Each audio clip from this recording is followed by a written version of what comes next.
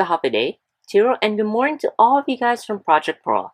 My name is Timothy, and these are my partners, Patricia and Aldwin, and we will be presenting to you guys Public Speaking 101, some tips and tricks of how you guys can become better and more professional public speakers. So here we have our agenda for today. For you guys, we have 3 parts to discuss. Part 1, face-to-face public speaking. Part 2, virtual public speaking, and part 3, some tips and tricks on how you can address both platforms. So we have part 1, speaking face to face. How can you address a real life scenario? How can you address a physical audience? So as our first suggestion suggests, practice, practice, and practice again. Practicing begets perfection. So to do so, try using flashcards, one of the more common ways to practice rather than basing it off of your memory. You want to practice with a physical, tangible item first. If you do not prefer cards, that's fine. Have a sheet of paper prepared with your speech. If you want to hold on to something singular, you want to hold on to one thing, that's okay as well. And then after some practice with either method, try speaking to a picture to simulate an audience. You want to try and get yourself in the scenario of what might happen when you're actually speaking to a real live audience. So the second suggestion that we have is to learn to relax yourself. Your audience is here for you.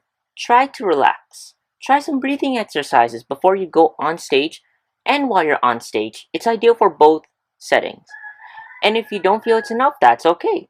Move around to try and relieve some nerves rather than to restrain yourself, to tighten yourself, to constrict and restrict yourself. You want a free-flowing attitude before you go on stage and while you're up there. The third suggestion that we have is to learn to pause. Remember, pauses are not interruptions. They are for engagement.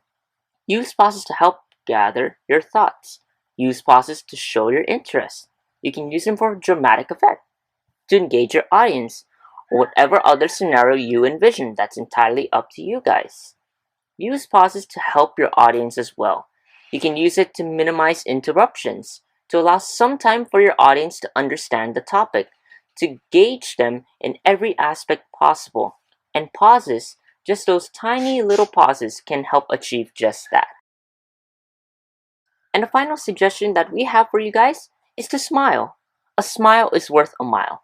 You want to smile for relief, for yourself that you are doing okay, and for your audience that you are here for them. You want to smile also for assurance, for reinforcement that you are doing well and that you are accomplishing what you intend to do, what you want to tell your audience. And most importantly, you can smile for quiet improvement in your presentation. Again, smiling is assurance for yourself that you are doing well. And smiling also ensures that you can improve as you progress in your presentation. Smiling can do just that. A small, timid action can do a lot, can do more than a mile. Smiling can accomplish much.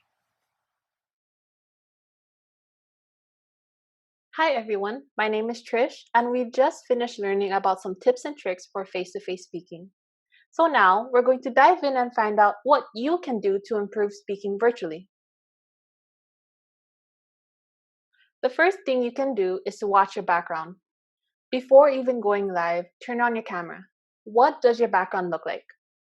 Your audience will see exactly what your camera sees, so be sure your background is neat, uncluttered, and presentable so that it removes any sort of distractions. If you happen to feel uncomfortable with your background, you also have the option to use virtual backgrounds like the one shown to you to the right side of your screen. Remember to keep it simple so that, again, it doesn't distract your audience.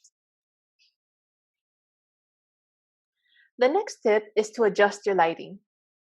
You would want to avoid having your back face the window and avoid any side lighting or background lighting. This is because it would give you a shady face.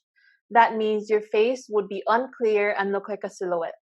Instead, you would want a light source in front of you. So place a lamp in front of your face when you're going to speak virtually. This is so that your audience will have a clear view of your face and you as a speaker.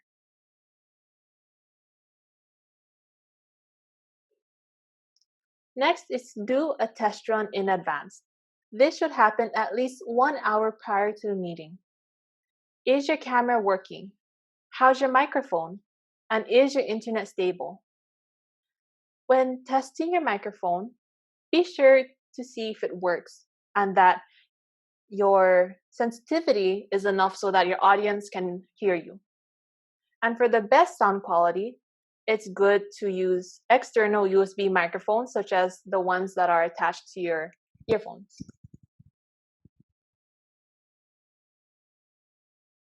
Next is to dress the part.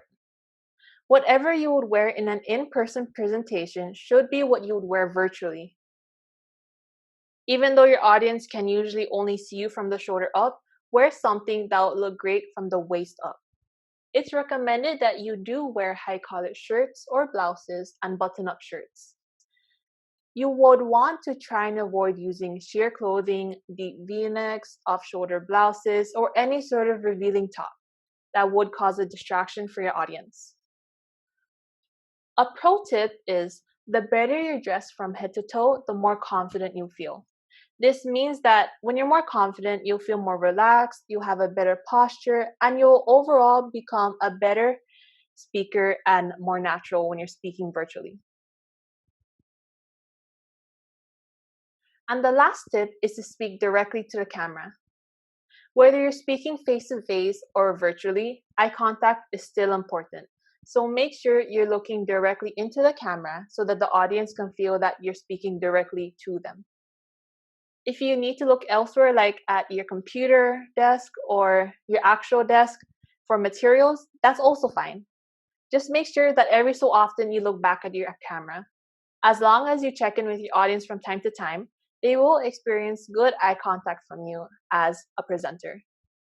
Half a day in Tiro. My name is Aldwin Batusin, and I will be touching on the last section of this video, which is about extra tips for both face-to-face and virtual speaking. The first of these tips is to own your speech. Appreciate the time that has been given to you to orate your speech because it is very special time. No one has the ability to interrupt you, and because of this, everyone has their attention on you. Furthermore, no one knows your topic in the same way that you do. You have done your thorough research, so it is safe to say that you have the credibility to speak on your topic of interest. One way of owning your speech is to pretend that you are hosting a TED Talk.